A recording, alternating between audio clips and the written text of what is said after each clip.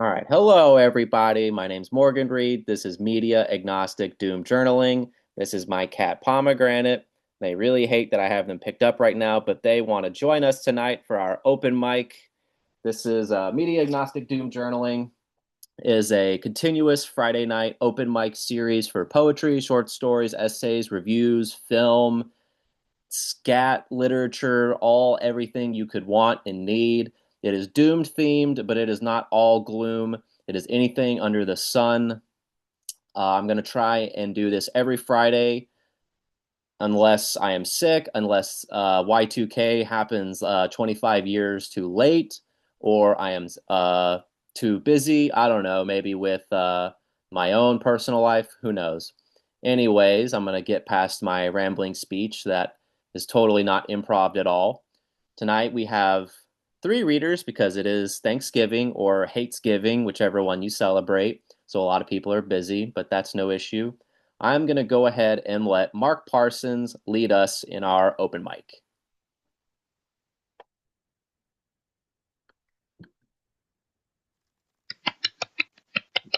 There we go. Thank Good you. clapping. It is wonderful to be here. I'm happy to be here. And I'm going to read three short lyrics. These were published in DFL Lit. Uh, and I have pasted those in the chat. So if you want to follow along, you're welcome to. The first poem is titled Waking Up, and that is the first line of the poem. Waking up to another dream, dead, with no place to go, why not have some speed? Don't mind if I do. And I'll make a deal. I can't hang out and join the cause, but it's double or nothing the next time around. Don't move, stranger. Stay right where you are until everyone looks like somebody else and the present's a euphemism for code reuse. I've got to piss so bad. A tech from the ballistics lab will use the impact crater to model the rifling in my urethra.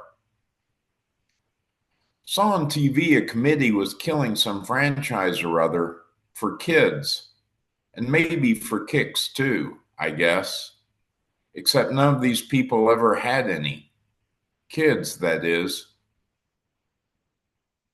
A little squeeze of the trigger, a little spin of the chuck so it shudders around in your fist.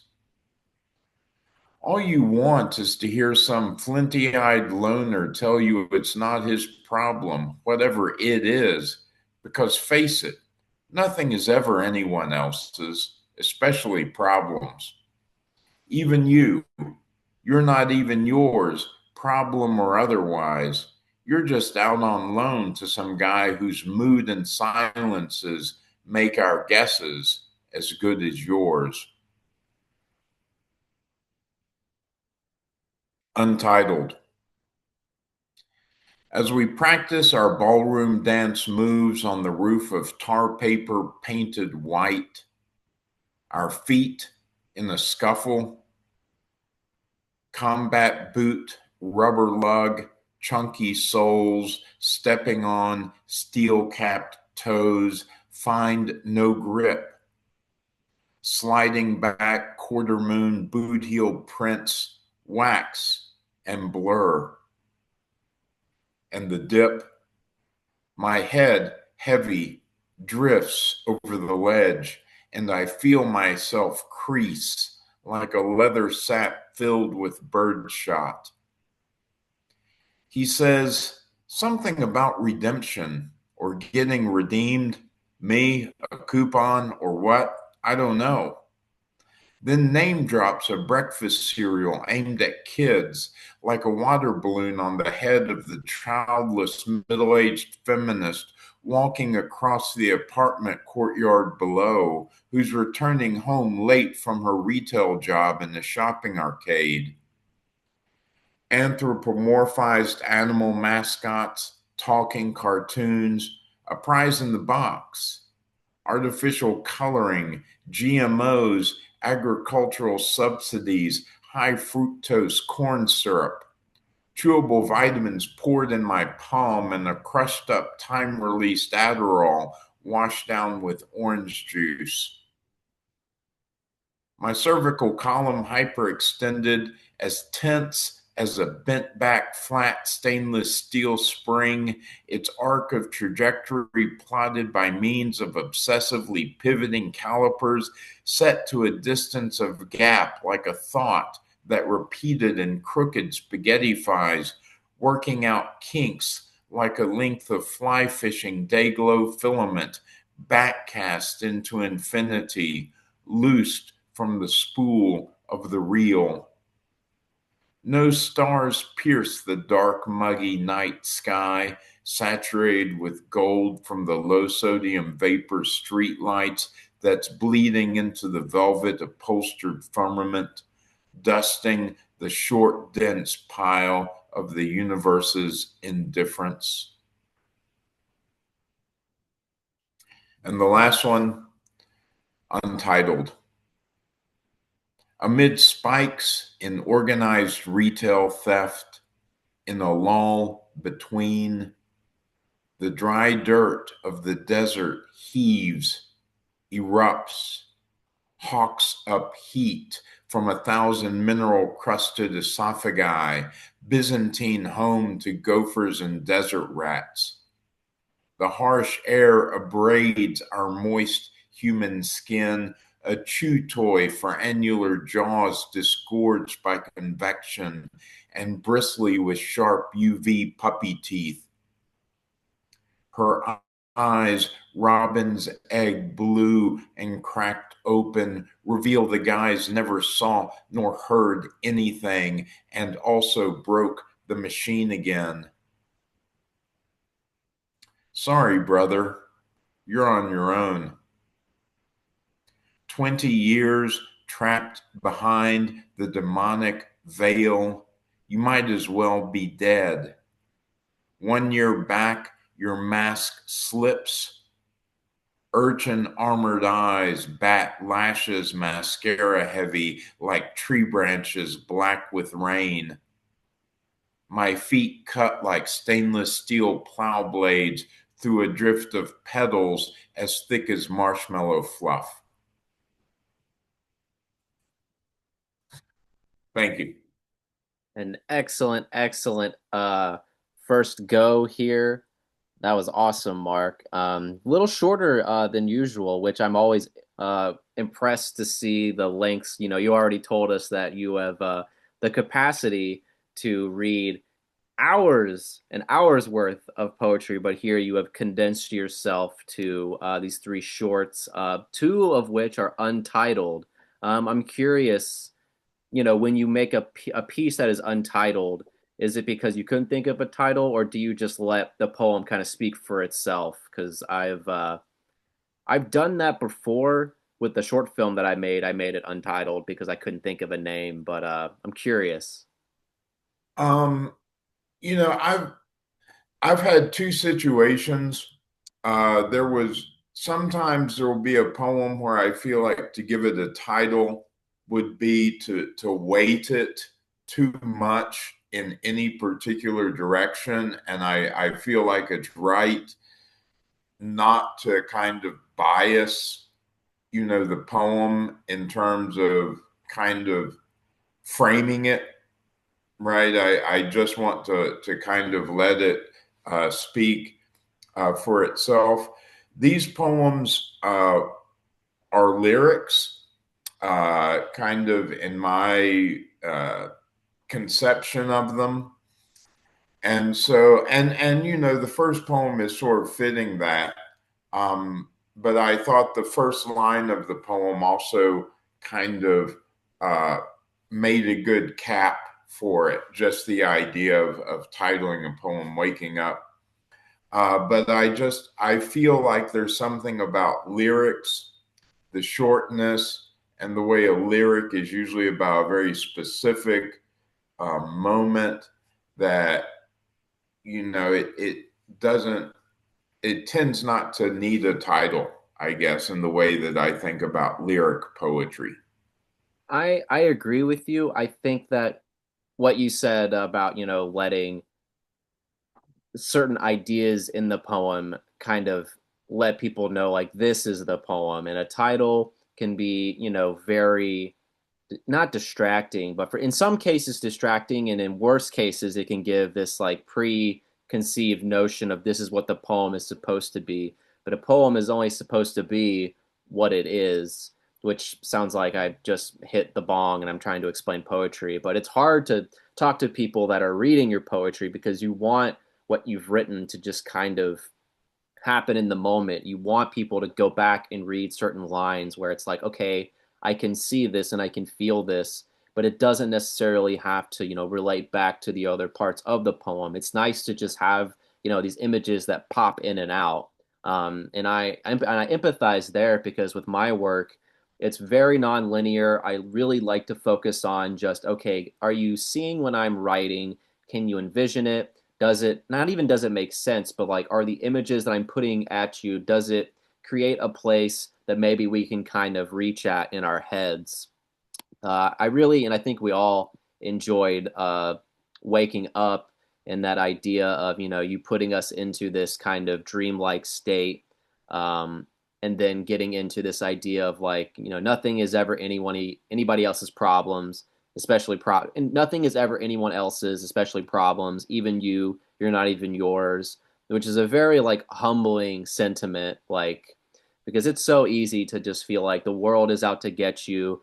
Oh, everyone wants to cancel me, or oh, a person online that's crashing out. It's like, uh, you know, everything changes day by day, time after time, and it's just nice to kind of be reminded that like even in a poem, like lines can just kind of bleed into each other. They can kind of, not be forgotten, but like they happen and you move on. They happen and you move on. And it's not just a contained poem, but in and of itself, each piece can just kind of provide you with the I guess just the pleasure of description, the pleasure of seeing what you want to put down for the reader, which some people are just they want more, but less is more. And these poems gave me that. And sometimes you don't need a lot. Sometimes average size is damn good enough, as I am a big fan of for for obscure reasons. But yeah, anything else you would like to say about your work, Mark? No, it's just a pleasure to be here and to share my work. And thank you everyone for listening and for the love. Of course, Mark. Thank you. We always appreciate you reading and providing us with your exquisite poetry, which, damn, you've got a lot of it, and I hope to hear more. All right. So that was Mark Parsons, and again on DFL Lit and other places as well. We have a lot of people in the chat now. We got Rudy and Luca. Hey guys, welcome, welcome, James Edward. Good to see y'all. Um, Next up, we have a gentleman who I'm very jealous of because he gets to enjoy the luxury of the LA lit scene. He's been hanging out with some really cool people, ZH Gill and Omar. Up next is Derek LaPorte. Hello, everybody. Yeah, so I kind of prepared something a little bit. I'm working on this thing. I feel like this is the closest place that it would fit this evening. So this one's currently called the text message. And here we go. Hi, I wanted to text you earlier, but I didn't know what to say. You asked me where I had been, and I didn't respond. You texted me angrily. I didn't respond. Maybe you think all effort bears no fruit, like that tree Jesus cursed. Isn't it crazy that like figs, olives are also fruits? Anyway, I finally text you a perfect response. the following. Fuck the pauper and feed the king. I'd slit the sheepskin and scatter the ashes of Grandma in the Holiday Inn lobby. Free continental breakfast in the afterlife, she'll love it. Breakfast served until 10 a.m. Are you fucking kidding? Sorry, Grandma. We sign into the Motel 6969, a love hotel they call them. A door locks after midnight and we can't get out. We check in, but we can never leave until the assholes finger assholes. Look out the balcony window and we see that someone unzipped the sky and slid their hand around the nutsack of the sun and the moon. They squeeze and wince in pain. And you don't know what that's like, though, do you? You don't know that feeling, a square vinyl spinning, groove and no groove, groove and no groove. More rests in the song than the triangle player gets. Look how the world made electrified crosses for us, and they drive the nails through our fist while they say, pound it, bro. I pound. Can't leave a bro hanging, can't leave a bro hanging. I'll dedicate it to you, some song you've never heard, about the sweetest lie that's ever been told, that God loves you. Confront me at the car wash with proof that God loved you, how he sent his only son, and I stop you. Why can't he come himself? Is he scared of car washes? And out at the movie theater, you explain how the movie made you feel when I felt nothing, nothing at all. And all movies have been terrible since the inception of movies, since the elephant was electrocuted. Narratives forced down our throats from an inferior art form loved for its accessibility. Movies are cheap whore on the side of the street and you just enjoyed the fuck. And then the night at your parents' where your dad told me that your family once owned slaves and showed me your coat of arms. And I could imagine the shackles and I told you I never wanted to see them again. You said okay, but your face fell like crumbs from tempura. You don't get to be generationally sad anymore. And I want to forever sit on your face and flick your clit, and when you come, scream reparations and actually mean it. Then at your friend's wedding, your sister asks me, what are your intentions? As if anyone intends anything. As if I think of tomorrow when wading through today's sewage. Love is sewage, but it's okay. I call it the garter. I suppose that means something. I see your speech bubble, animated ellipses, waiting, waiting, waiting. The bubble disappears. You are speechless from the manner of my soul-bearing apologia. I see you on the street later that week. You say, what the fuck was that text about? A fly swims in saliva and I gag. I scream, did you not get it? I'm telling you I love you, you fucking fuck. I fucking love you.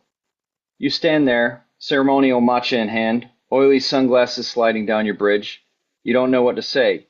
But unlike me, you say something. The next morning you leave before the sun rises. You never return. I dedicate a song to your memory called One That Got Away, Please Get Away. I imagine you listening to it, grandkids on your lap. The sun rises on a new life that remembers possible olds. While I imagine the sun fades and dies, like all things. Imagination is all there is. Thank you, that's it. Damn, once again, poem or short story question mark that really, grabs you with one idea and just kind of throws you into this erotic surrealist, like almost like oh fuck, what's that story of like uh blanking on the name of that movie where they're doing drugs and it's got Johnny Depp. Fuck, what is it? Fear and Loathing in Las Fear and Vegas. Loathing. It definitely felt like Fear and Loathing, but not like that. It's almost like, when people are like, "Oh wow, that was very Bukowski," and it's like I've not read Bukowski in years. I don't know why you're saying this is Bukowski, but I liked the introduction with text messages because I have, man, someone's got to be writing a book about the inherent horny and like erotic nature of just like online messaging because like from when it started with like anonymous, AOL, IM, and nowadays with like did they respond to you or did they react to your message with a little bitty heart, and what the fuck does that mean, and all of these little intricacies of like how fast did they respond to you, did they say, oh sorry I was too busy, meanwhile like all we ever do is look at our fucking phones. And from this, you jump into the 69 hotel, all of these crazy as fuck happenings within this piece that, like, damn, I was like needing to fucking fan myself. I was getting red faced, and you can't even tell because my face is black and white right now. I'm curious, like, so you say you're working through this piece. What are you trying to work through? No, so I mean, the general theme of it is kind of like someone who uh, is kind of like laying out all their gripes and issues with the other person and saying like, this is it. Like, this is the only things that this is the only problems I have with you. And like, they think but you know, it's a failure to actually physically communicate with one another, right? As far as Ah, like feelings goes, and more instead based upon these kind of like, you know, layered things. Um, you know, I halfway feel that way about movies, but not completely. You know, I do enjoy movies sometimes. Yeah, you got into an interesting kind of critique of movies that people in the chat pointed out, which this, reading series, we have been very critical of Hollywood and of a lot of newer movies, and I guess the world of movies now, which is streaming, I guess. So like I'm curious, like if you have any more thoughts on that. Yeah, I don't like any of the direction any of it's going, but Hell yeah. I don't know. I kind of like I've had conversations about this with people, and people are like, oh, it's the best art form or what have you, and those Yeah. kinds of things, and I'm like, but why even say something like that? And Like, also, why are we are they having fighting? Yeah, and the whole narrative, or I guess not narrative, but like anytime we talk about movies, like for instance, in Memphis, we had a drive-in movie theater closed down. It had been there for generations, and so like, okay, if movies are as good as they've ever been, then why are movie theaters struggling? Why is it like all of these remakes and Disney remakes of remakes that are now live action, and it's become low-hanging fruit. It's almost like, you see this generation of like an old actor and his balls slowly drooping down, and people are just repainting the balls to like be something new, and it's like, nah, like it's just an old ball sack, and it's brittle, and it's a dead horse. It's a dead horse's ball sack that we're pretending it's something that it's not. It's very vulgar, but no, I like the critical kind of angle that you employ, and there is with communication. It's weird because we all have this mature, like, mannerly way that we go about talking to people. But deep in the back of our fucking heads, we just have those things that we really want to say. But also nowadays, it's hard to say it because, okay, I tell a person what I really think. They're going to screenshot that, share that shit. So, that communication is never truly private. It's never in the moment. And of course, this was before people could screenshot, there's all gossip and whatnot. But it's really hard to just really say what you want to say. But I'm glad that you kind of brought that idea out into this explosion of like a monologue where it just completely goes off the rails. I really fucked with it, Derek. That was great. I wish you luck with editing. I don't think it needs a lot of work, but if anything, just add more to the insanity. Great, thanks, y'all. Of course, thank you. All right. So that was our second reader. Next up, I think we have, and you're in here, right? Did Cletus leave again? No, no, he's not. Cletus is here. All right, Cletus, you are up. Thanks. Sorry, I my phone ran out of juice and I was in the car, so I I had to leave for a minute. You're good. Just remember, ABC, always be charging. That's pretty funny. All right. All right. I guess I'll read some poems. This one's called Tunnel. When you look in my ass and I open my mouth, you see light. This one's called Hooters. I order the chicken breast and wink like a douchebag, even though their wings are better. This one's, let's see here.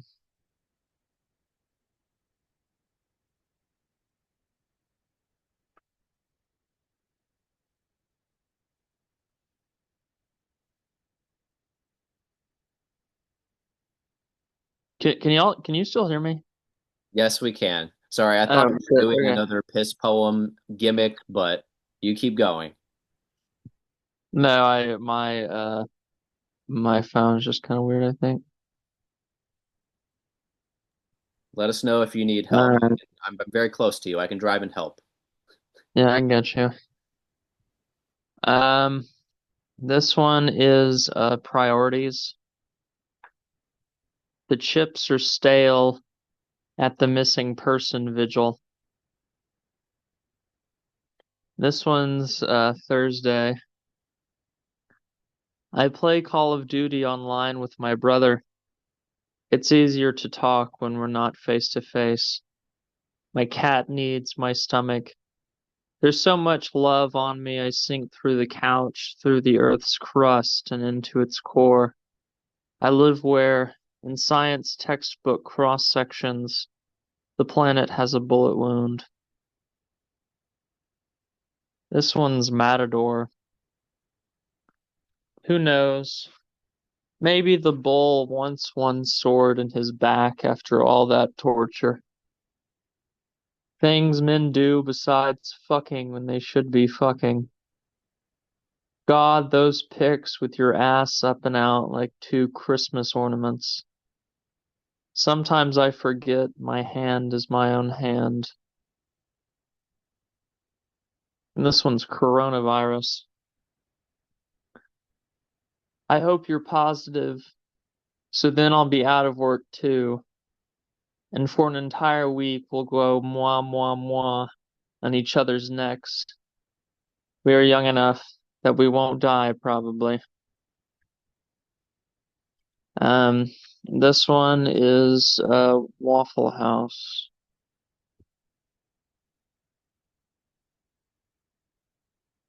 Under golden glow of Waffle House sign, about to text sex dreams, where we make out in Lake Radnor. Cold water so nipples are erect.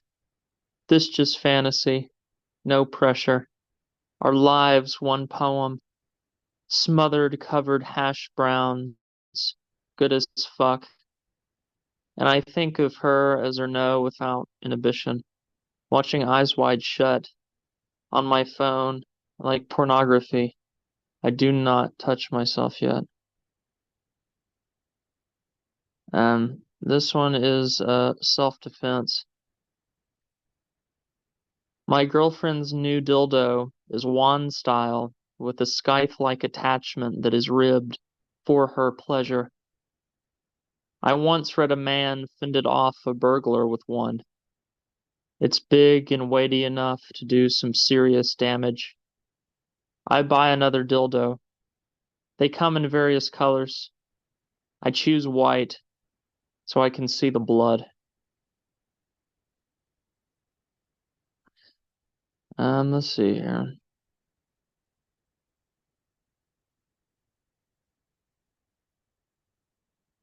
Hmm. This one's bartender. I slice the top of my thumb clean off, cutting up limes for garnishes. Blood soaks everything. I have to throw out 3 limes. I wash hands, bandage myself. Customers are coming. So I eat the 10th of an inch of separated flesh. I don't know what else to do. As long as I can still play video games. As long as I can do that move where 2 fingers play inside you as my thumb presses against your taint. Technically, I'm whole for now. Let's see here. I'll do. hmm, I'll do one more. This one's spoiler alert. You call pimples spanning my back constellations of pain. You squeeze them, I squeal. I get off work, so we watch a Studio Ghibli movie. My Neighbor Totoro again. Your favorite because the mom is sick but survives. Your accent says color with a U, not color. Your unclipped toenails scratch me bad throughout tonight. Thank you. Well, well, Cletus coming in with the short rifle bursts of poems. Those were excellent. Very personality driven, I'd say this time. Can definitely relate to when I was a kid playing video games and I would sink back into my bed and my pillows and just kind of felt like I was where I needed to be. And I think about how easy, communication was back then with random dudes on the internet and or on the online world calling me the N word. And it's weird that I have nostalgia for a time that no longer exists. But I liked the Waffle House poem too, and the one about the dildo where you buy a white dildo, and of course, we're like, why is he buying a white dildo? And it's so you can see blood, which is like some of these, I'm glad that Brandon pointed this out. The last lines of a lot of these short pieces were just truly shocking in the best way possible, which is not an easy skill for people to develop, but you have clearly, if not mastered it, you have taken it on as your own. But I think a lot of people could learn from you, Cletus, in that there is so much value in knowing how to finish your poem. Because sometimes it's not great to leave people on a cliffhanger, but you know how to, drop people off right where you want to drop them off, whether it's on a dildo or drop them off a cliff or drop them into a place of serenity, which you also employ with your work. Excellent, excellent, Cletus. I don't know much more to say, but are some of these pieces that you've written recently? Thank you very much, Morgenrede, and to everyone else commenting. Thank you very much. Thank you. Um, and yeah, they're some are new, some are a few weeks old, I guess.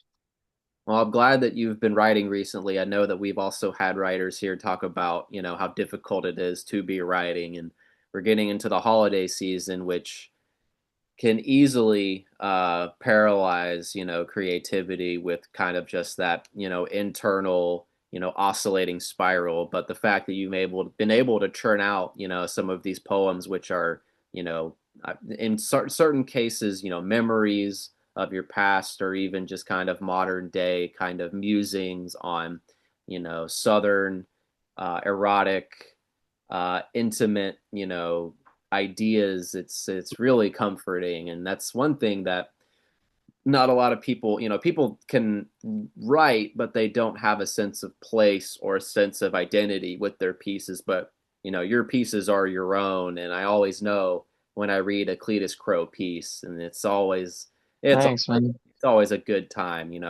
You are bringing a new kind of pleasure with sometimes a minute is good enough for good things to happen.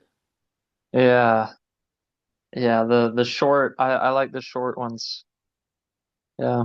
The short Thanks, end man. of the stick is always the best end of the stick. Thank you, Cletus. Yes. Thank y'all. Thank y'all so much for your kind words, and thank you, Morgan Reed. Anytime. Bye. And Or well, I'm still gonna be here, but I'm gonna mute. So bye, my voice. bye, Cletus Crow's voice. So yeah, awesome, excellent. We've got some more readers now, which is always nice. Up next, uh, coming in from his amazing drug fueled birthday week where he was a bachelor running rampant in New York doing crazy things. I even heard that he was hanging out at the White House. Rudy Johnson.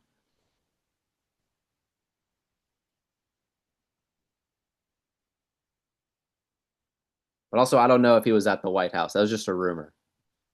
Was I at the White House or? I don't know. You tell me. It was your birthday week. Oh, You did some crazy shit. man, that's wild. I was at the Black House. I know that.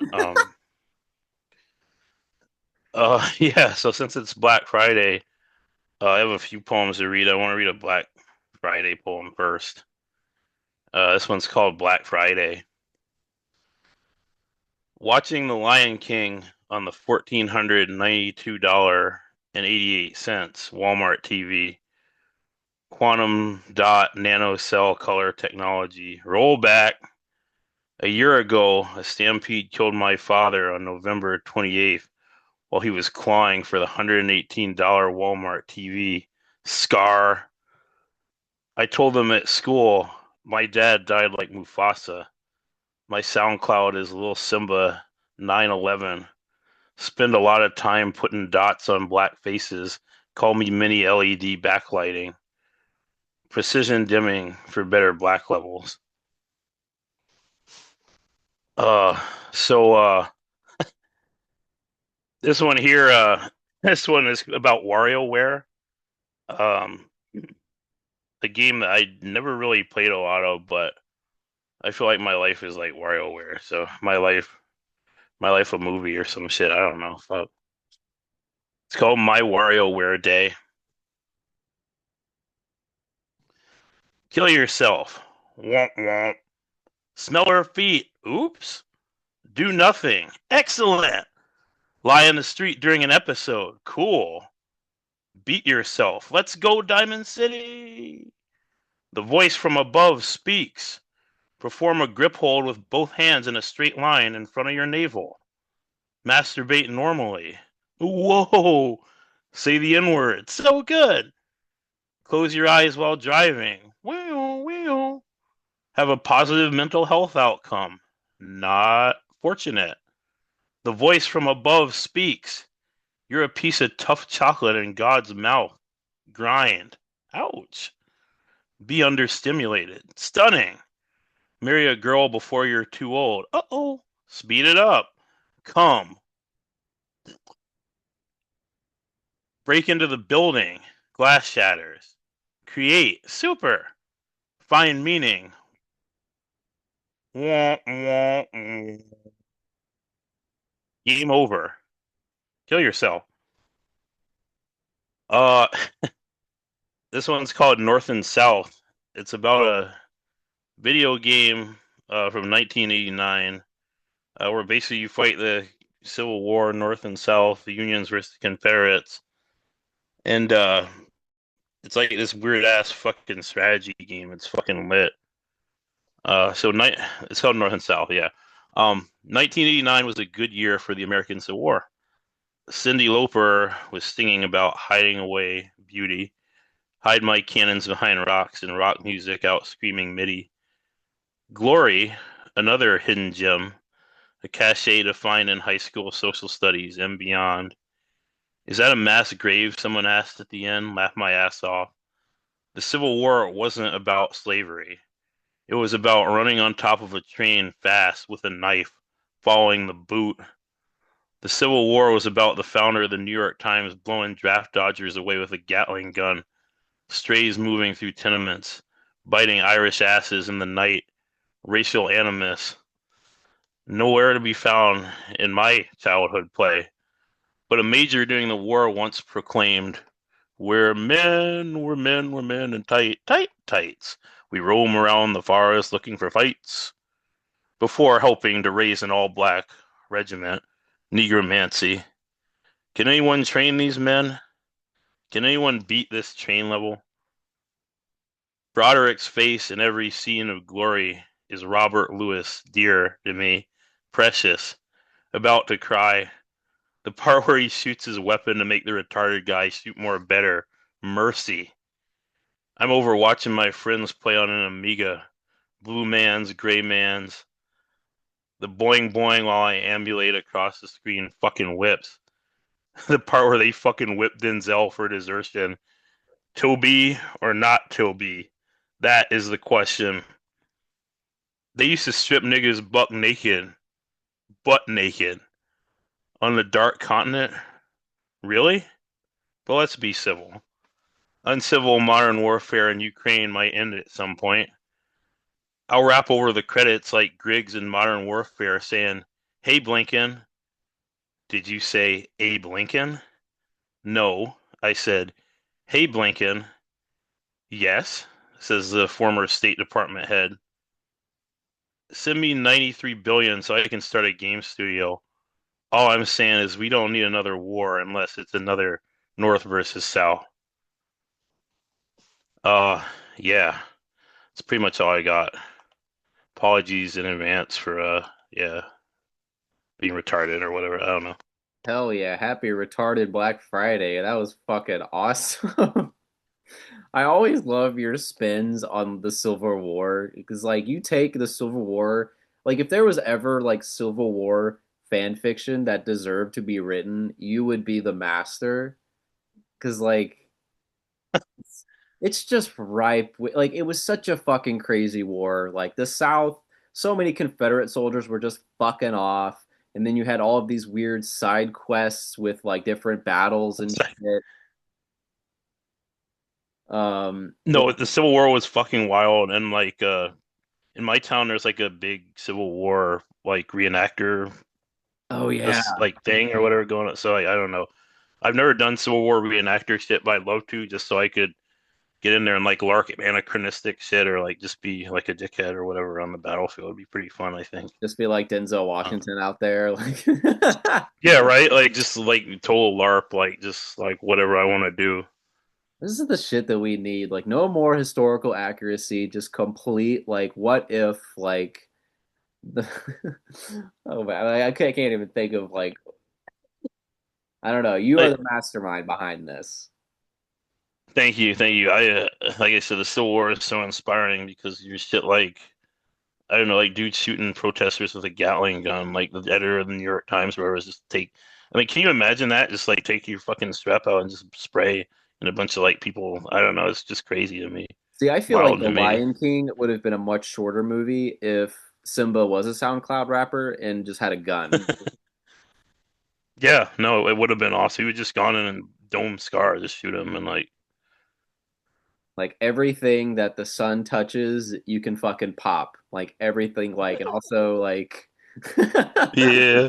if the lion No, I admits feel color from you on site. on site, nigga. No, I mean like definitely like the Whoopi Goldberg character and like the other like hyena characters would have definitely been very different. I feel like they all would have carried a piece. I think which have been pretty fucking sick. Would have been awesome too if there was like a precious lion, you know, just like this big fat ass lion. Oh my god. Hey, Damn, can man. can I butt in for a second? Can you guys hear me? We can hear you, Yeah, John. Rudy, I'm so happy. I'm so happy you found a way to make Negromancy work. Negromancy, hell yeah, dude. Yeah, Beautiful. thank you, thank you. Also, Um, I didn't know I was unmuted this entire time. I hope you guys didn't hear me eating pork rinds. no, I wish I had. Ah, man. I'll bring some over. Oh yeah, please do. I actually don't like pork rinds, except the ones that are barbecue. I like those.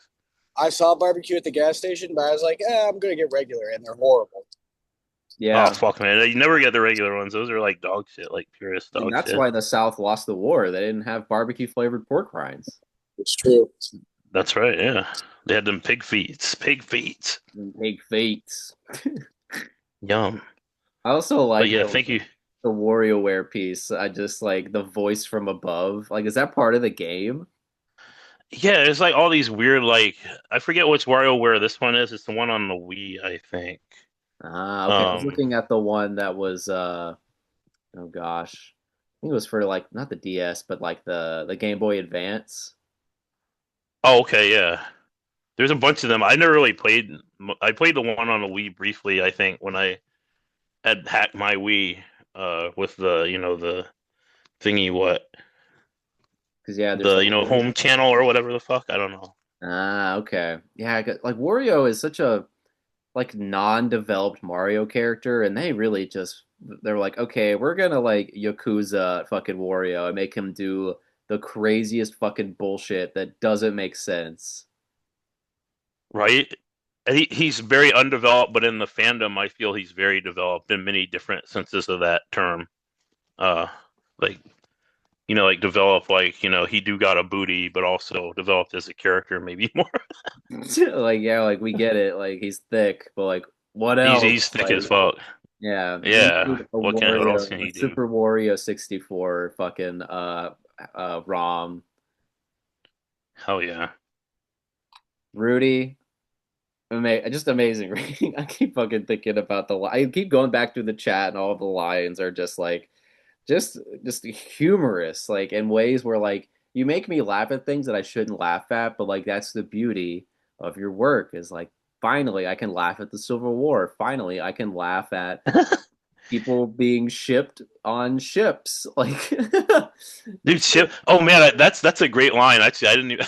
I'm gonna use that somewhere, like shipping, like slave. It's like, whoa, I totally ship, like, like, I don't know, like this one big slave with this other slave woman. I don't know, or oh my something. God. Like Thomas Jefferson shipping Thomas Jefferson with was it Sally Heming or whatever? Fucking I Like, I shipped totally Toby. ship that. I shipped Toby with Nathan Bedford Forrest's second son removed. Oh no, you just gave me ideas here. You just gave me ideas. Shit. No. This is Anyway, thank you for. Okay. Thank you for letting me read that. This is awesome, man. You gotta keep doing these. These are great. This is sick. until people come for us for creating the new wave of Civil War fan fiction. But until then, I'm gonna keep fucking Hell doing it. yeah. We get to hear bangers like this. Thank you, Rudy. Thank you.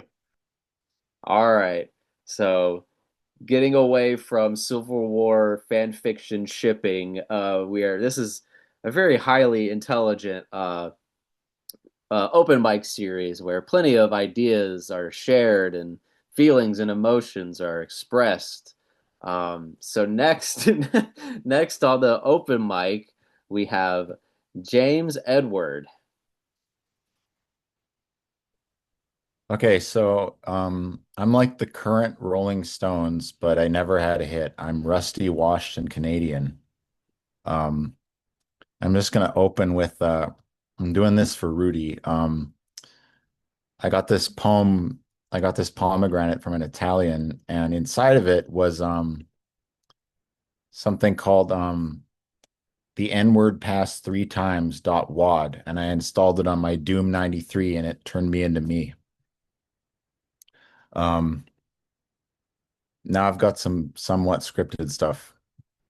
Okay, so it's been a minute, all right? Bear with me. So this starts with a shitload of epigraphs, and it's four things that are one thing. Okay? Bear with me, please. Please help. Okay. When you motor away beyond the once red lips, when you free yourself from the chance of a lifetime, you can be anyone they told you to. You can belittle every little voice they told you so. You found my breaking point. Congratulations. I am an incurable, but nothing else behaves like me. God damn these vampires for what they done to you. 'Cause this is not my day, and nobody really cares anymore anyway. And nobody called again, 'cause they say that I'm too lazy to stay alive. Maybe spit some blood at the camera. Just stay alive. Stay forever alive. My trap is simple. I will forgive you. You're gonna never have to die. Third of three, bottom of the bill. Are you amplified to rock? So this is what the volume knob's for.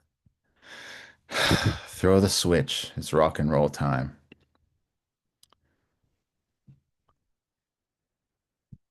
This one's called The Old Place, and it's about MLC, I guess.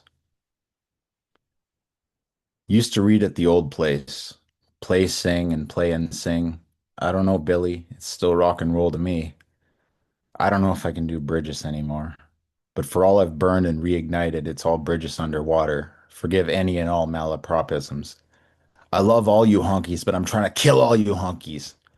Julian, this whole place thinks I'm gay. And I love you honkies, so I must be gay. You're not gay, Jamie. Okay? You're not gay, but I must be, and that means you're gay too. Jamie, you're not gay. Look, I'll show you. I listened to current Bare Naked Ladies, and it made me want to write better music than that. Back at the old apartment. The old place, still old after all these years. Most nights you hear them pound and stretch, screech, sheet metal overdrive. They love each other very much. And you can't think of a crass word. You're embarrassed for the other neighbor. He's averse to the hard stuff. The passion of a plaster punch through your yellow wallpaper, the stuff in the kitchen over the sink. You were getting sick of it anyway. This part is called cybering, and it's not about anybody. It's about that sort of friendly, competitive spirit. And it rhymes, unfortunately. I jump into these ciphers, hyper to flex. Is this what it's like? Stand up, I mean. Rotate the pigs in the shuffling queue. I'm boiling something back here. I hate the chipped up comics. There's something under my shoulder, under the skin, and no one's ever accused me of competition. They just ain't been in my head. One sniff of this is ambrosia for the moment, I guess. And I call it cruelty, or when I was cruel, but does it count when it's mostly unsaid but to the closest of friends? I just handed you something you need to protect. Some dumb Kruger foreman sure must have built this. Plastic fangs and pithy, pissy DMs. I kick against the pricks and then feel what I hit. Either I ease off the nectar or stab red the pedal again. Easy versus harder, and how hard can it get on the radio? Radio, the old pre-new Elvis said, and yes, that's Saint Nick. You gotta be cruel to be kind. An unfinished musician here sprays from the wreck, so I'm twice decided I'll go for the neck. If it rhymes, let it rhymes. Are you trying to get stepped on? If you ever think twice, what the fuck do you get? And nothing at all in my suit of blank checks bounces to mind as the safest of nets. For the grenade I just gave you, the grenade I just pinned. Let my tombstone scream, loud font. Nothing ever rhymed with him. And that's all I got. Damn, rock and roll is fucking back. Yo, that was fucking awesome, James. Very, very oh fuck, I'm having such a hard time being William tonight. God damn it. So you talked about old MLC. So you were part of old MLC? A little bit, like two or three times only. I only probably read two or three times. I lurked a little bit. Right. No, And then yeah. people said I can be a poet because I write music and I write stories and I'm like I'm not a poet. It's tough Um to kind of toe that line people between these like lyric. you and others convinced me I could be a poet. I think you were involved. Others, I'm recognizing a lot of people. It's it's always so gay to be like anybody can be a poet, but like Right. everybody has something to say, and that is just across the board for whatever, is whatever for creating art, expressing ideas, but with this kind of collection of these rock and roll type poems where, we think about like, I mean, even this year we had Ace Frehley die, fucking we had Ozzy Osbourne die, and so we're seeing all of our, idols die, but we still go to the same old clubs. Like this past weekend or last week, I went to Hernando's Hideaway, which is a club, or not a club, but a music venue where Elvis played. But instead of seeing Elvis, I saw a clown Elvis impersonator called Clownvis. I saw him perform, and it was so like weirdly meta and entertaining. Like he had his own songs that he performed, and like sure it was not, perhaps not the zeitgeist or whatever, but I found my own sense of belonging there because it was all of the weirdos. There were juggalos there. It was really fucking cool. I like that you sang with your work, because it's clear that you have this like lyrical kind of element to your pieces. Well, yeah, I guess that's because I'm kind of I mean, I'm not very good a cappella in my opinion. I need an instrument to find the key. But I think it's Right. because, again, I never thought myself a poet. And I like when people read with a lot of sort of theatricality, like a real performance, which Yes. is, I wasn't saying in the pigs and the cues and the flexing. That part was called cybering, by the way. It was almost like a diss track, but not about any specific person, because there is that kind of almost competitive thing.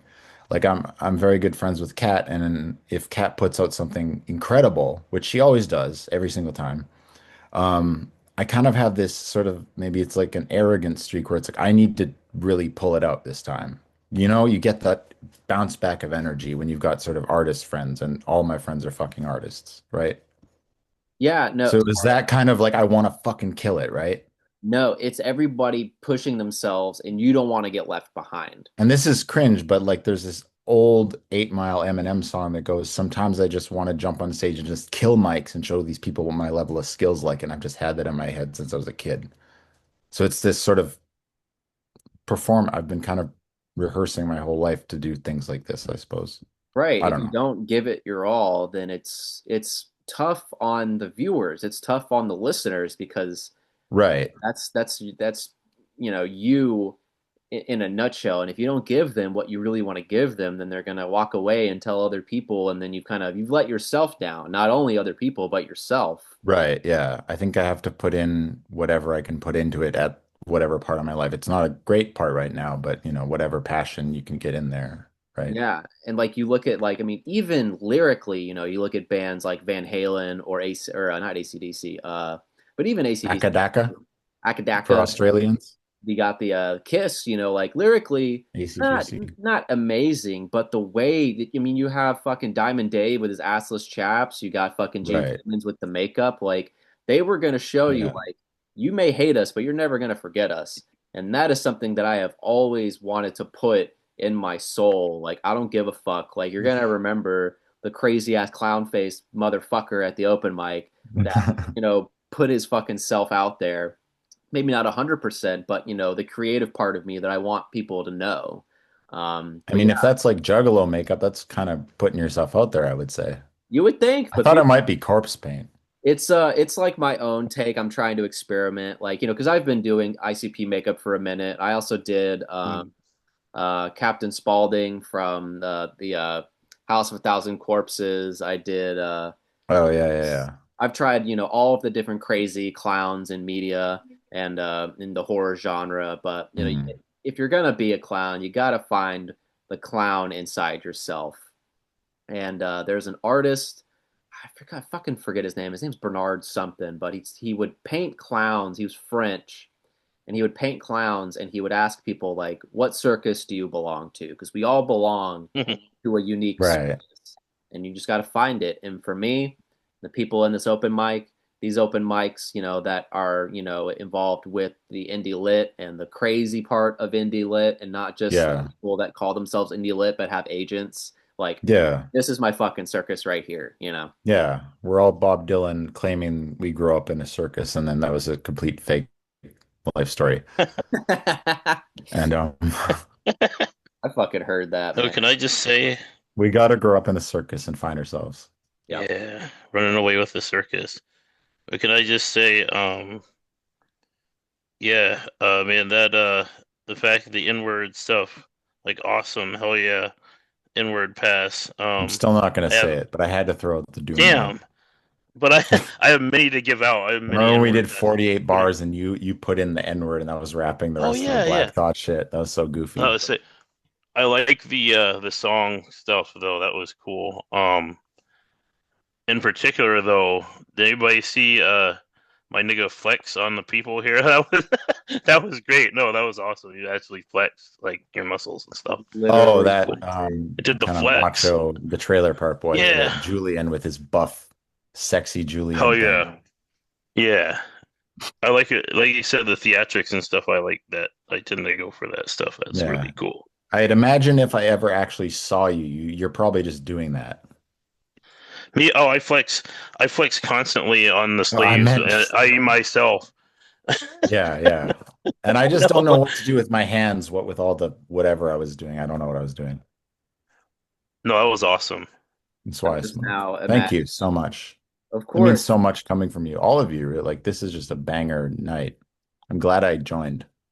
this is what media agnostic doom journaling is all about: flexing on the slaves. And Yeah. Edward, And I probably left you with a million cliffhangers and didn't end my poems, but and nah, I know when I wrote the one that basically rhymed, I was like, it's not very cool in this kind of indie lit scene. It's all blank verse and all that stuff, but it's like, fuck it, I'm gonna rhyme because I was listening to a shitload of Nas and whatever else. bro, Oh yeah. rhyming. Give yourself some style points, man. Like you're styling on the hose. Like that's cool enough Flexing as it on the is, sleeves. man. Like, hey, man, Hell yeah. Bitches love a good rhyme. Never forget that. Yeah, James, niggas do be rhyming though. they do. And the honky stuff. Oh my God. Oh my God. Yeah, I had to go back to Kendrick. I don't know. Was Kendrick talking about honkies? No, he was talking about a word I'm not going to say. I got love for you Ah, words, but I'm trying to murder you words in that control verse. gamer words as they have been described. Yeah, Like gamer capital G. words, Yeah. like controller and Headset. uh headset, yeah, mouse, keyboard, graphics card. That's a popular one. A truly futuristic and in the know kind of lyrics that we can all understand and appreciate. So here I am doing shit with my hands, and I'm just I'm sorry I infected you. you Let's, yeah. you put the inward pass infection into my brain, and now I'm never the same. All right, thank you, James, bro. That was great. I'm glad you Oh, got of to course. read. Yeah. Okay, Thank you so much for letting me read. Yeah. Thank you for having me. No absolutely. one else would take me. No one else likes me. We love you. We love everybody. We love the Thank you. crazies, the weirdos, the rock stars, the dreamers, the gooners, the juggalos, the clowns. Fucking, we take them all. The canceled. If Kevin Spacey showed up in this open mic right now, I would dap him up and welcome with open arms. I fucking love that man. Anyways, All right, well, thanks so much. of course. We are going to move on. I think we only have a few more readers, but up next is a person who uh, is good friends with James, a person who I am good friends with. We have read together, we have hung out together. They are a unhinged indie lit personality, but in the best way possible. This is Kat I almost said Giordano, but I didn't. I'm just going to say Kat. Here comes Kat. Cat in the Hat. Thank you. Thank you for not messing up my name. So I don't know. I was gonna read the beginning of a novel that I started, and then I could read that, or I have like a couple poems. But I think I'm just gonna read this other thing because why not? So I'm not gonna like explain any of this. I think I read another excerpt of this like last year at some point, but this is like the beginning of it, I think. And I've been like trying to work on it again. So here goes. One night you decide I'm going to wake up burning. Not just this one morning, but every morning for months. The timing so precise it can't be written off. Just right place, right time, two neighbors smiling at each other across a chain link fence. You know what you're doing. You feel it too. You have to. That warm stone leaving you and nestling in me like a seed. It's 10 p.m. and you're bringing out the trash, bleary-eyed in black sweats. I can't even make out your whole face until the car rolls past and the headlights sweep by and I see you're smiling at me, holding up a bag of trash like a drink you're toasting to me from across the room. It's silly, but I feel myself smiling too, lifting my arm to hold up my own bag of trash in your direction before reaching over the back gate and dropping it in the plastic bin. The whole exchange takes less than 5 minutes. A few minutes, seconds even, spent searching the house for shoes or waiting until an ad came on in the show we were each watching, and we would have missed each other. But we end up walking outside within a minute of each other to do the same thing on the same night, and I look at you right as you smile at me. The window is too narrow. You know what you're doing. This is something you decided. You or some force outside of the body holding us up by parallel strings, cueing the car to pass and pour warm light on the side of your face.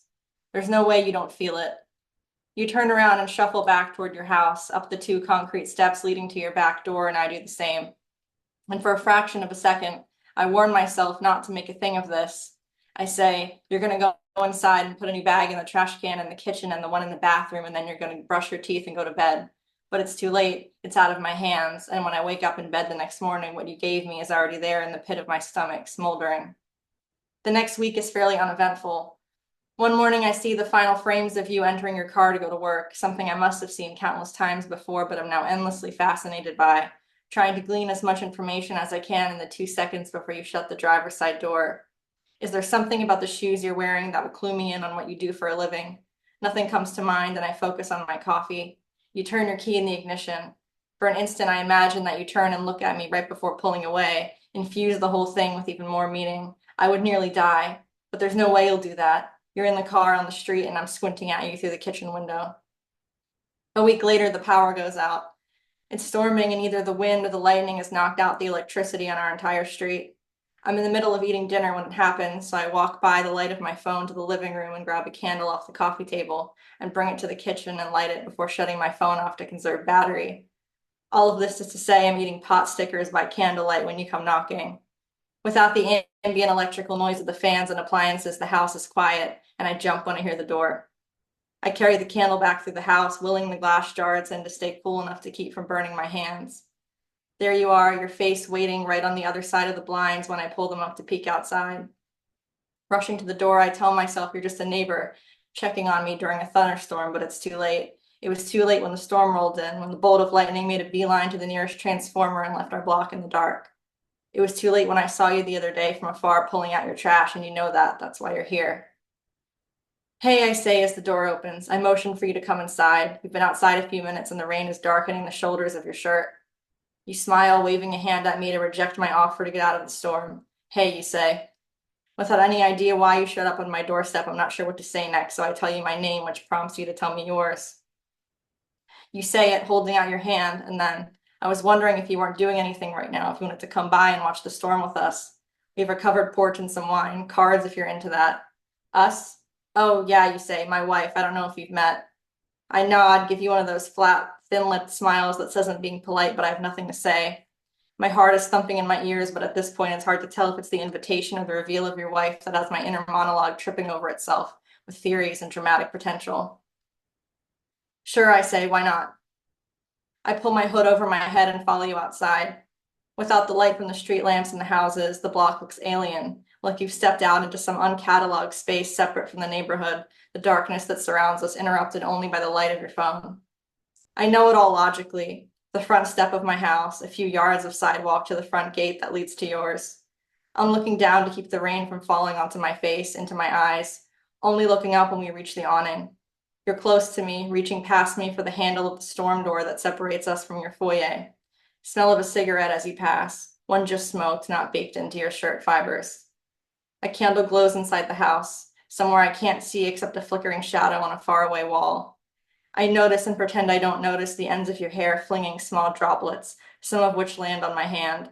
Notice and pretend not to notice and pretend not to notice all at the same time. That's all I got. Well, God damn it, you caught me mid cookie.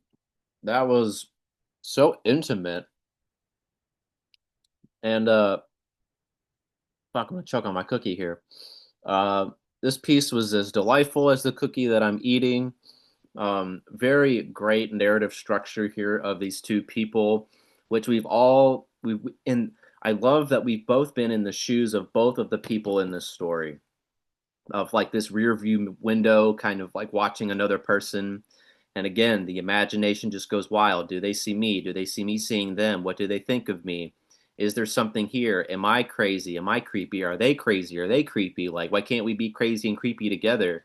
And it all boils up into this moment of the storm. It's, the perfect storm kind of, coagulates. I'm making up a word here, but, produces this very interesting dynamic between these two unnamed characters who may or may not be real or may or may not be based on true events, but it's curious and it's very interesting in a way that makes me want to explore the relationship more between these two. But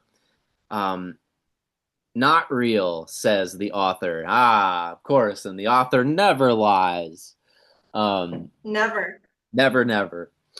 I've briefly had, well, because I've been living in my apartment for, oh my God, since BC, before COVID, fucking 2019, and my neighbors have all been old, and so they've not, but I have, there is a neighbor to my right, and I can see into their den, so I can see them watching stuff, and it's an old lady and her husband's missing a leg, and it's like always something with him trying to like do shit on his own, and she's like, "Stop doing shit, let me help you," and he's like, "I'm sorry, I'm just trying to help," and that's the closest that I've come to, but never something that is very like romantic with like looking at other people. I do see my neighbors on their porch smoking weed sometimes, and I get very jealous because I want to smoke weed with them too, but I can't because I'm trying to be a good sober boy, which fuck me. But anyways, yeah, Kat, I don't know. I'm curious to hear more about this piece and how you kind of, you said that, kind of like Derek, you're still working on this piece. Yeah, so I'm writing I started writing this novel like I guess like 2023, and then I kind of left it behind all of last year, so I'm working on it again. But the whole idea is like I'm basically trying to write about like obsession and like limerence and what it's like to like have this whole like dramatic thing play out with another person that's really just you. Like it's just like you, like it's like this weird like masturbatory thing that's only about you, and it's only about like what you see of yourself and other people and what you think people see in you, and like just like how trippy that can get, and how like if you follow that to its logical conclusion, like what that looks like. So I decided to do it like someone being obsessed with their neighbor because I don't know.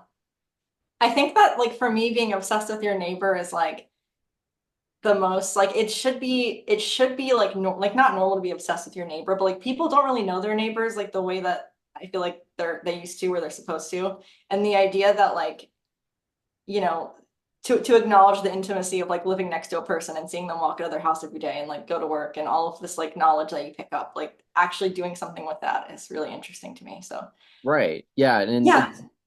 obsession is like now like it's very online as everything is, but it's like I I have an obsession, one could say, with blocking people that one, I used to love blocking people that would read my work and they would be like, "Oh, I really like your work." And I'm like, "All right, block. Nope, insane. Like, no way, impossible." Like, so I block them, but I block people, and then I every so often will unblock, check and see what they're doing, and then reblock them, just because like I am just kind of it's like a paranoia that you develop with yourself of like, okay, what is this? Am I involved in any way, shape, or form? Like I know I am separated and distant from them, but I, was one, when you're in a person's world for even just the briefest moment, you're so curious about your impact, whether positive or negative. And we all want to have this impact, whether it's positive or negative. And we all want to know,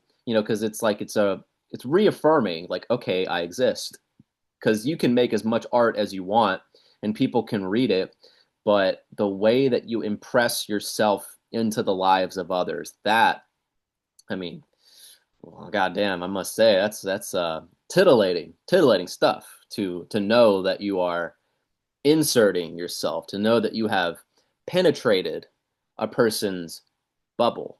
And I fucking love that idea. I wish you luck with that novel. I know that it's tough. I don't think I'll ever write a novel. People are always telling me like, "Oh, write a pinball novel," and I'm like, "No, it's hard. I don't fucking want to." But it's definitely James. Yes, I am a hands guy. I'm a very handsy guy. Woo! I can do crazy shit. I'm the handsiest honky you've ever fucking seen. I can't wait to rewatch this recording just to see that shit. Also, happy 9/11, everybody. It is 9 o'clock and 11 minutes. But yeah, obsession. It's just with love, obsession is just something that like we all crave, even if it's bad obsession, even if it's some weirdo. Like, I don't know. I've never been stalked, but I've had weirdos from my past come up and like try to friend me online, and I'm like, no, no. But then I look back on their profile and I'm like, man, what the fuck are they doing? What makes this motherfucker tick? Like, I don't know. The whole range of human obsession and paranoia is just it's really fucking interesting. And I think you have a lot to work with, Kat, knowing I mean all the weirdos that exist in Philadelphia, like you've got a you've got a Please hit goal. on me. Yeah. Excellent. Thank you. Yeah, of course. Thank you so much, Kat. This was a great, I don't know, new kind of reading that I've heard from you because usually it's short form poetry, but to have this kind of preview of your next project or future project with other things published before, it's very exciting. Thank you so much. Well, that is all that I have on my list here. If nobody else wants to read, we're going to let this crazy motherfucker read next. So speak now or forever let me read my shit.